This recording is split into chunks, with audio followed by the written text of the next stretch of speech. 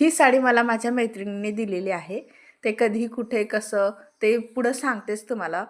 तर मैत्रीचं नातं खरंच खूप वेगळं असतं ना, खूप म्हणजे खूपच वेगळं असतं. कारण सगळे नाते हे आधीच असतात आपले, पण एकमेव मैत्रीचं नातं असं असतं, की जे आपण बनवू शकतो आणि ते निभावायचं का नाही ते आपल्या हातात असतं आणि बरेच लोकं निभावतात पण.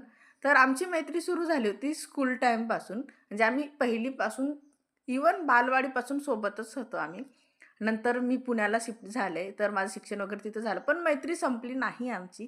आजही आहेत ती. आम्ही कॉलेज म्हणजे कॉल वगैरे करून बोलतच असतो. तर मी थोड्या दिवसापूर्वी नांदेडला गेले होते. मी एक व्हिडिओ पण शेअर केला होता, ज्यामध्ये मी सांगितलं होतं, की मी नांदेडला जाते.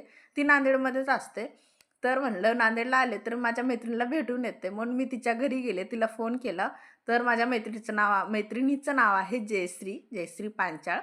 तर तिच्या घरी गेले होते आणि तिच्या घरी गेले तर तिने साडीच केली मला. म्हणलं ती म्हणते, की माझी मैत्रीण फर्स्ट टाईम माझ्या घरी आली, म्हणून तसंच कसं पाठवू वगैरे. अशी होती माझी फ्रेंडशिप आणि तिची